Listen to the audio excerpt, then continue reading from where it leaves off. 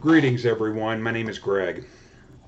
In this video, I am going to be talking about someone that I had encountered shortly after I walked away from Christianity. This would have been back in the early 90s that I encountered this individual. He was somebody that was very big on YouTube back in YouTube's infancy. He was a very popular atheist. He is now basically in a feud with the Amazing Atheist. And frankly, I don't give two shits about their feud and so forth. But this individual is named Brett Keane. When I had encountered him, he was a very outspoken atheist.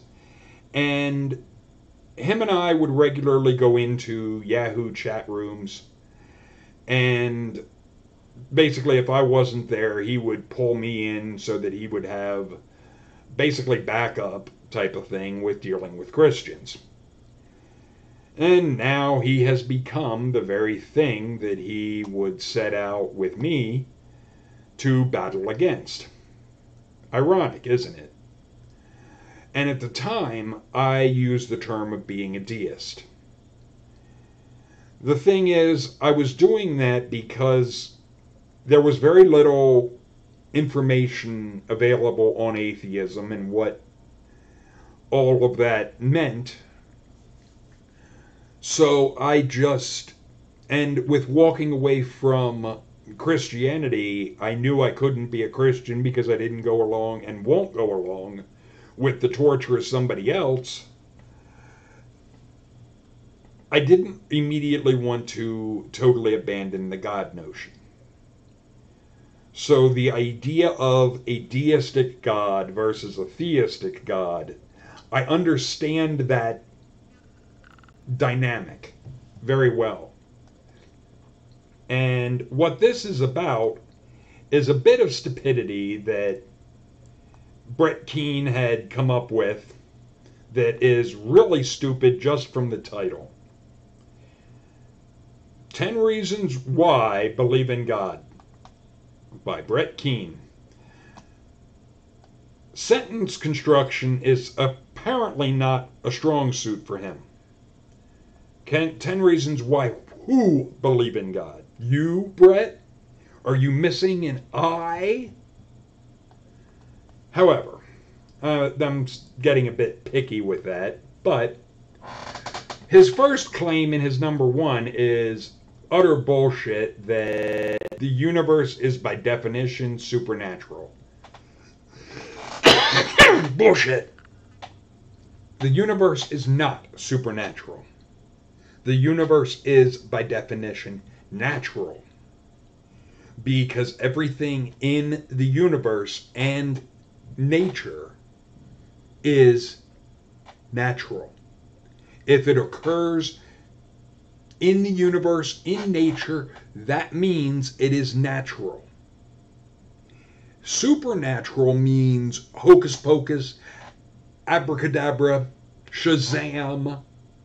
There is no evidence of that, Brett. None. It does not matter what bullshit you want to try and make up.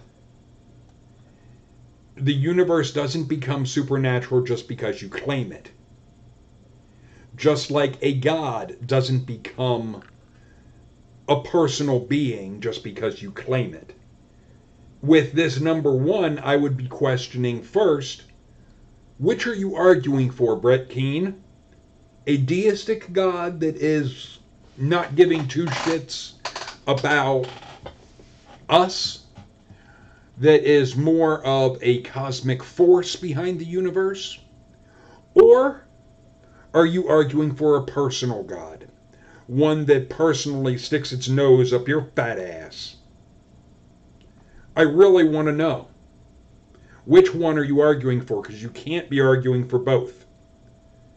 As the personal God has characteristics that are in conflict with the impersonal God. It's one or the other. It's either if there is a God, it's either personal or impersonal. I would contend if there is such a thing, it has to be impersonal. It can't give two shits about us. But, number two, if God exists, then we can all agree we should have meaning, purpose, and function.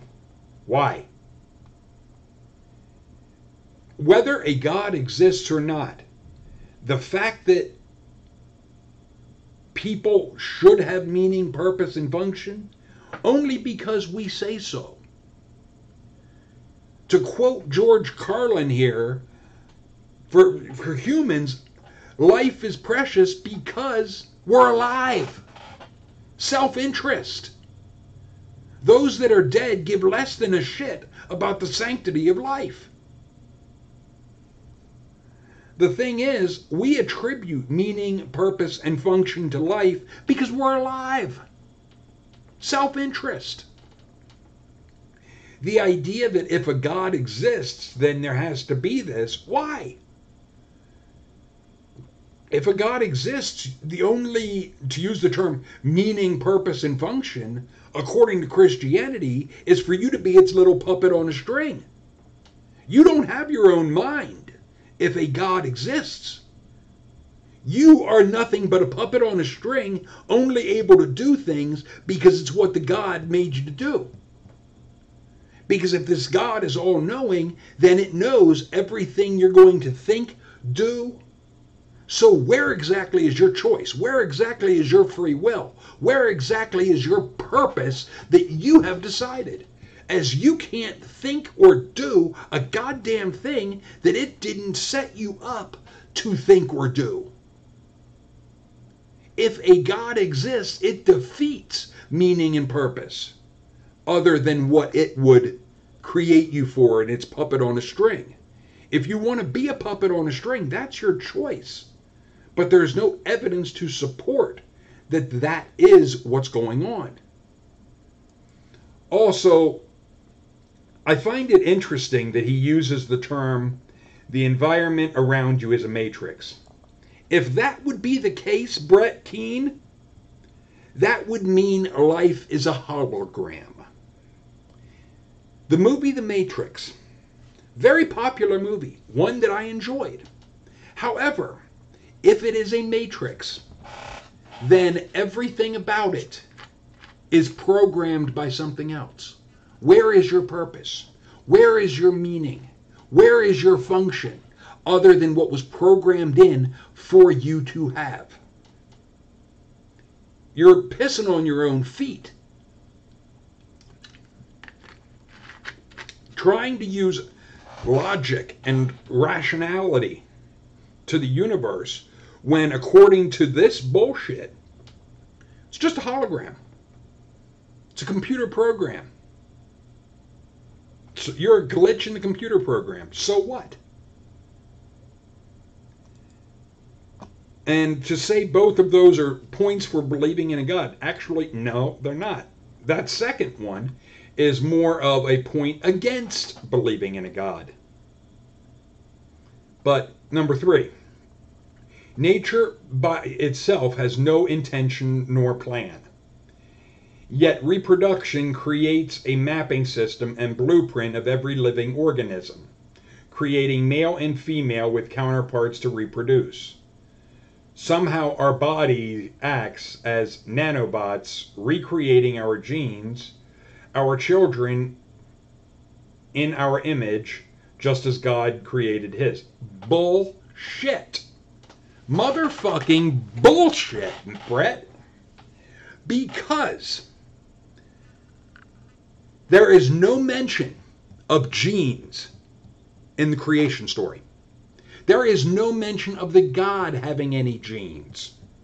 To try and act like the act of reproduction that happens with humans, that genes from the father mix with genes from the mother, and the child is a mixture of the father and the mother's genetics, that can't be, in a sense, just how a God created his. that aspect of joining of DNA, of genetic information from a male and female can't, by definition, be how a God did it, because a God, according to the Bible, did it by abracadabra, hocus pocus, shazam, maybe wiggling its nose or shaking its ass, or cueing, snapping its fingers. You don't know. But to try and say that the way we reproduce is just as a God did is showing you do not understand human reproduction, even though you have children, as well as you do not understand the creation bullshit. So again, this is not a point for a God. This is a point for your own ignorance. And the idea of, I think he does it later, so I'll get to it later. Science claims life's, oh, this is going to be good. Science claims life started in the sea. The Bible makes the same claim. Bullshit! But I'll hold off. Science claims the universe had a beginning. The Bible claims the same. Science claims the world came into existence through darkness and void. The Bible claims an intelligent entity existed within darkness and a void. If one simply looks and compares science with the Bible's claims, you will understand why it was in fact believers who invented and founded almost every field of science. Bullshit! First of all, and yeah, I'm going to pull up the bullshit Bible on this one, and the bullshit creation story. Because Brett Keane makes some very incredible claims. First of all, he claims that the Bible makes the same claim that life started in the sea. The Bible also says that the sun wasn't around, didn't get created. The sun was not created until day 4. Let me just... And here it is. In verse 16, and God made 2 great lights, the greater light to rule the day, the lesser to rule the night. He made the stars also, as if the stars are an afterthought. Even though stars, our sun is a star. It's just bigger and a sun to us because it's so fucking close. Thing is, you can't have a planet just hovering in space. It doesn't work. Not to mention, without a sun, you have no evening or morning, because you have no... Night and day are caused by the rotation of the Earth on its axis, which causes the shifting between day and night. That one side of the Earth is having daytime, the other side is having nighttime, because of that rotating on its axis. Thing is, without a sun, until day fucking 4, what the fuck is the Earth rotating around? And to try and say, well, it must have been the God. Prove that. That is an assertion that you can't prove.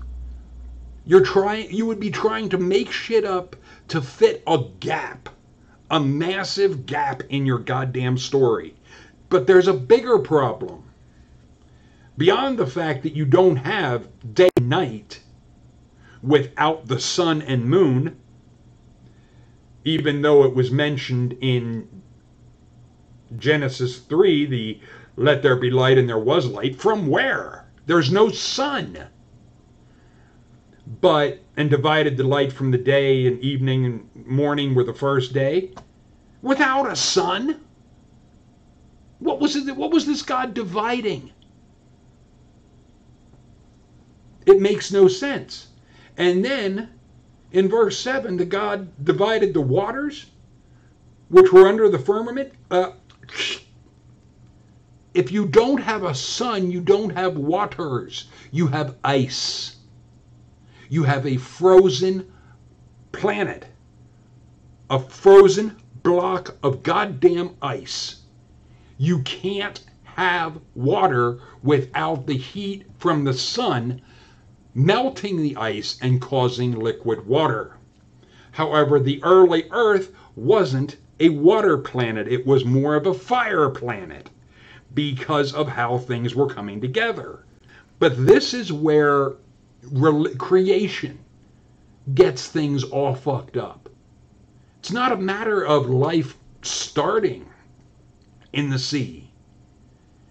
The story is fucked up long before we get to life aspect. The story with creationism is fucked up from Genesis 1. And it keeps getting fucked up even more so the further you go down through it. You can't get around how fucked up this is. Thing is, this also gets into the aspect of, and I think he's going to go back to the intelligent design. So I'm going to hold off on my other bit of evidence. Number 5. Non-believers claim we believe in magic. Yeah, you do. Let me show you.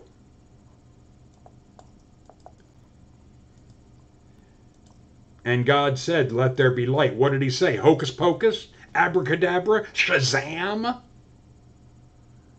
You're talking something coming from nothing, Brett. Christians say you can't get something from nothing. Yet that is exactly what this shit is saying. That you had nothing and Shazam, hocus pocus, abracadabra.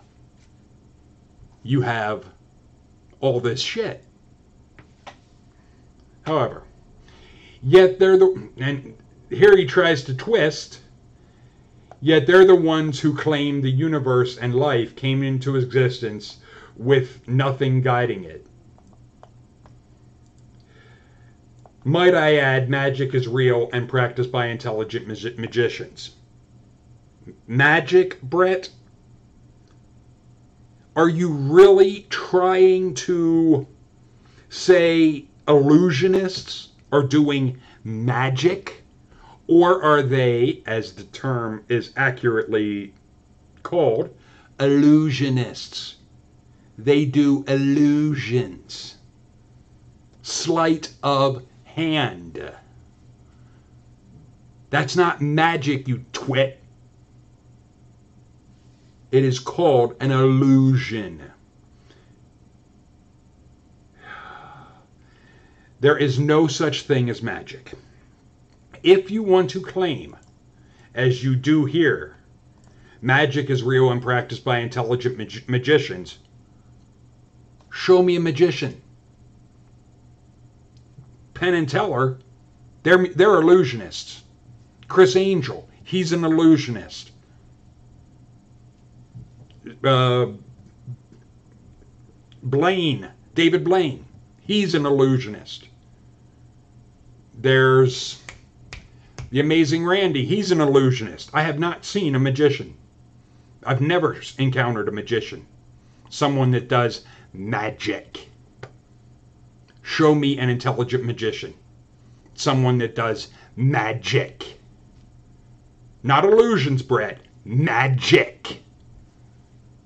Or are you a fucking retard that doesn't know the difference between illusions and magic?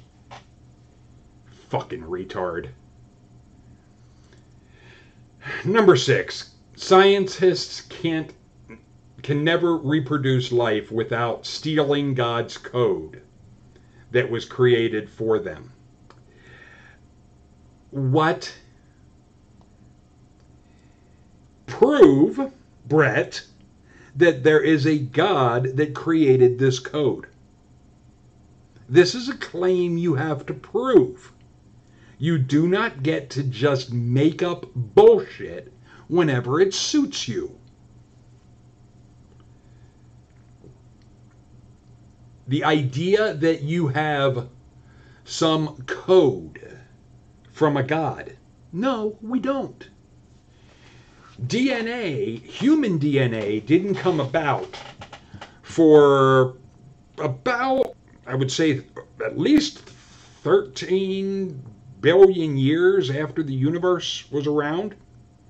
Because we're at about 14, so I don't even think, it probably was over, closer to the 14 billion mark. Human DNA is a very recent addition to what is in the universe. To try and say stealing it from a God, what God already created, prove that a God created it. You're making a blind assertion with no evidence to support the conclusion. How did you reach that conclusion? Where is your evidence? Where is your data that caused you to be, oh, that's the conclusion? Here's the data that causes you to look at it and go, oh, that must be God. Why don't scientists do that? Why isn't there a scientist that can look at any data or show us any information and be, this is what I looked at to be this and this and this and this, lead to the conclusion it must be God? Why isn't that done? Why don't cops, when they don't know who killed somebody, say, oh, must be God. God must have done it. It's nonsense. But this is not, none of these are points for a God. None. They're points for stupidity. Number 7. This is a big point against a God. Evil to me is evidence. Evidence of what? Evidence that there is no God? I see it in religious people and non-believers. I've never met an atheist who denies the existence of evil. So what? It doesn't prove a God. In fact, it goes a long way to showing there is no reason to believe a God exists. Because if one would, why would we have evil? Why would a God that can do anything by hocus pocus, abracadabra, shazam, permit something that is evil? If it didn't go along with it, if it wasn't part of its plan, and it wasn't what it wanted, how does it exist? How can anything exist in a universe made by a God that controls everything? This makes no sense, Brett. Which are you making a list for? Are you confusing points for a God and points against? Are you confused as to which side of this you're on? Then there is altruism, the act of sacrificing oneself without personal gain, sometimes death. This spits in the face of the selfish gene and preservation of nature. Actually, it doesn't. It just takes a little bit of a different turn. Nature dictates only the strong survive. Bullshit. This is motherfucking bullshit. Survival of the fittest is how it is termed, but frankly, it is not a matter of fitness. You can have a herd of deer that one that is the strongest, the most agile, and so forth. As the herd is running, something happens. It trips. It gets its foot caught on something. It stumbles and falls. The other herd keep going. That one fell. And the lion that is chasing them is on that one that fell. Their fitness, their strength, doesn't matter. It's not about fitness. It's not about survival of the fittest. It's survival of the luckiest. When a school of fish, or when a bigger fish comes into a school of fish and just grabs a mouthful of as many as it can, that's not a matter of fitness. That's a matter of luck. Sheer motherfucking luck. Are you lucky enough to escape being eaten, or are you food for the other fish? That's not a matter of fitness. It's a matter of luck. There are aspects where fitness comes into play, where someone that is more physically fit would be able to survive longer and pass on their genes. That is what Richard Dawkins was talking about with the aspect of selfish gene, and the aspect with us that we can make choices to perpetuate our life long enough for us to pass on our DNA, have children, and so forth. The thing is, there are people that sacrifice themselves on a regular, not a regular basis, but on the extreme occasions where a life and death decision is made. A lot of times they're police officers, firefighters. They're people that are in lines of work that are basically designed to be in service to the public. And a lot of times those law enforcement or firefighters or whatever, they don't think about, in a sense, their own life. They're thinking more of their job at the time and protecting those or rescuing people, be it somebody's in a burning building or whatnot.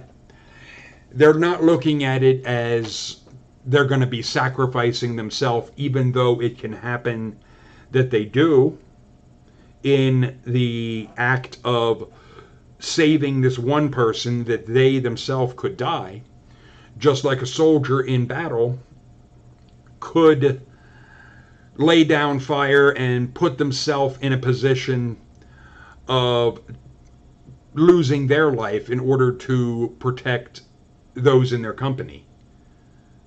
Okay. But that is a personal choice, and that is something a lot of times it's made in a split-second decision, and the person isn't really consciously thinking about what they're doing. Or if they do, it's a matter of they're doing it to protect the other person. Number 9, pain receptors and pleasurable sex, nervous system. Why did nature form such a system for our brain to receive joy and pain? Nature doesn't give a shit, but God sure does. Prove that. Every animal in nature has a central nervous system. Every single one. I would say even insects and so forth have a central nervous system. It's part of the natural body. There is no evidence that a spirit type of exists. But to a God, something that is outside of the universe, why the fuck would it care about pain and pleasure? Why would it care about nerve endings? Does it have them? If we're made in its image, it doesn't have nerve endings as far as I know. If you want to say it does, how about some evidence to support that claim? And it's the idea of a God is behind sex and so forth. No, not at all. Or pain and pleasure. No. It doesn't matter that the Christian bullshit is wrapped up in the notion of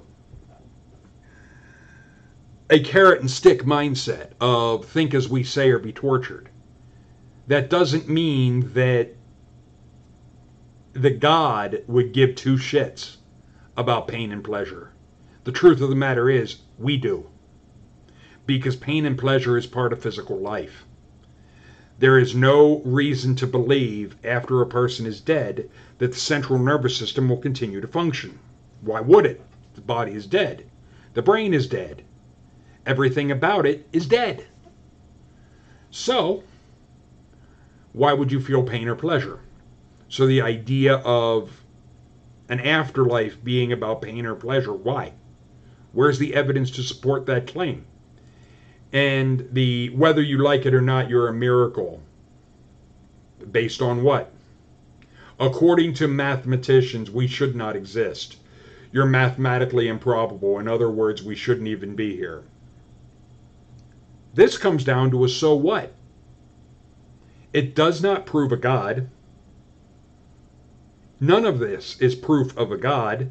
And to go back briefly to the aspect of his point 4 of the Bible makes claims about the universe and so forth and life. Basically the idea of it's an intelligent design argument. And I want to show you something. Neil deGrasse Tyson. I love him.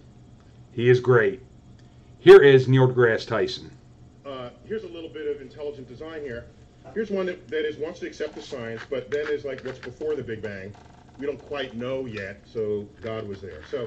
So of course, intelligent design is basically a God of the gaps. But my favorite way to end this then is to just reflect on, I want to do it just a fast tirade on stupid design, and this will be fast. Look at all the things that just want to kill us, okay? Most planet orbits are unstable, star formation is completely inefficient, most places in the universe will kill life instantly. Instantly. The people that say, oh, the forces of nature are just right for life. Excuse me. Just look at the volume of the universe where you can't live. You will die instantly. That's not what I call the Garden of Eden. All right? Galaxy orbits that we orbit once every couple 100 million years, you're bound to come close to a supernova that will wipe out your ozone layer and kill everybody on the surface who doesn't otherwise have dark skin, because your high energy rays will give you skin cancer. We're on a collision course with the Andromeda Galaxy. Gone is this beautiful spiral that we have. And of course, we're on a one-way expanding universe as we wind down to oblivion, as the temperature of the universe asymptotically approaches absolute zero. That's the universe. Then Earth, volcanoes, a tsunami just killed, I think that number's higher, up 200,000 people, floods, tornadoes. None of this is any sign that there's a benevolent anything out there. And this 90% should be 99%, as was earlier noted. That's of all life that has ever lived is now extinct. Inner solar system is a shooting gallery. Comets, asteroids, duck. And look how long it took to make multicellular life. Not from the beginning of the Earth. Life happened quickly, but not multicellular life. You needed your cyanobacteria to sort of crank on the oxygen, get the oxygen budget going. Then you could have that's sort of rocket fuel for multicellular creatures. But that took 3.5 billion years. That's hardly an efficient plan with us in mind. And in human beings, this is like the most tragic of them. I don't even include here the expression of free will where people want to kill each other. I'm talking about nature killing us without the help of human beings. Aggressive childhood leukemia, hemophilia, all of this. And we so much praise about the human eye, but anyone who's seen the full breadth of the electromagnetic spectrum will recognize how blind we are, okay? And part of that blindness means we can't see, we can't detect magnetic fields, ionizing radiation, radon. We are like sitting ducks for ionizing radiation. We have to eat constantly because we're warm-blooded. Crocodile eat a chicken a month, it's fine, okay? So we're always looking for food. These gases at the bottom, you can't smell them, taste them, you breathe them in, you're dead. Okay? So, I'm almost done. I'm sorry, I'm taking up your time here. And with the birth defects, most are unknown. Look at this. Others, it's like abuse and infection and stuff that human beings have something to do with. We have no idea. Oops, I pushed a button by accident, sorry. No idea. No idea. And, and birth defects are tragic. They're tragic, particularly if they happen to the family afflicted by it. And you just look at images of these aborted fetuses because of and most of these are stillborn, others are born with a heart outside the body. And so, this is all simply stupid design. And the problem is, if you look for what is intelligent, and yeah, you can find some things that are just really beautiful, and really, hey, that's clever. The ball socket of the shoulder, and a lot of things you can point to, but then you stop looking at all the things that confound that revelation. And so if I came upon a frozen waterfall, and it just struck me for all its beauty, I would then turn over the rock and try to find a millipede, okay? Or some kind of deadly newt, and then put that in context, and realize, of course, the universe is not here for us, for any singular purpose. My favorite of all is, of course, you eat, breathe, eat, and drink through the same hole in your body, guaranteeing that some percent of us will choke to death every year, okay? Imagine if you had a separate hole for breathing and eating and talking. That would be just really cool, right? You could drink, breathe, and just talk, and you would never choke, all right? And it's not a hard request. Dolphins breathe and eat through different holes in their body. And that's a mammal. So this is like Santa Claus could bring this one. And this one, of course, my favorite of all, what's this going on between our legs, right? As you've heard, you heard it. It's like an entertainment complex in the middle of a sewage system. No engineer would design that at all, ever. It's like the wrong juxtaposition of elements. And I will include a link to that full video in the description bar below. I just wanted to also include that portion because it is so vital to understanding the intelligent design argument is fucking moronic. It really amazes me that somebody that not only termed himself an atheist, but had done videos and, to use the term, championed atheism for so long with YouTube in its infancy, could be swayed by the bullshit of Christianity. It makes me wonder why he went this route, why he did this, or is this just a game that he's playing to try and troll? I don't know. But if he wants to try and claim that there is evidence for a God, show me the evidence. Don't tell me your assertion. Show me the evidence that you examined that caused you to reach the conclusion, oh, it must be a God. I want to see that data. I want to see it and see if I can reach that same conclusion. Because I should be able to. If your data accurately shows that the conclusion is God, then anybody that looks at it should automatically look at the data. Yep, must be God. Same way if you do a math problem and be, okay, this is the solution. When they do the equation and calculate out, it should automatically be, everyone should see. Yep, answer is God. If they don't, that means there's a problem in your data. That means there's something in there that is not part of how it adds up, but is part of what you're wanting to interject into it that is not supported in the data. And then your conclusion is bullshit. But feel free to leave your thoughts, comments, and so forth in the comment section. Later, people.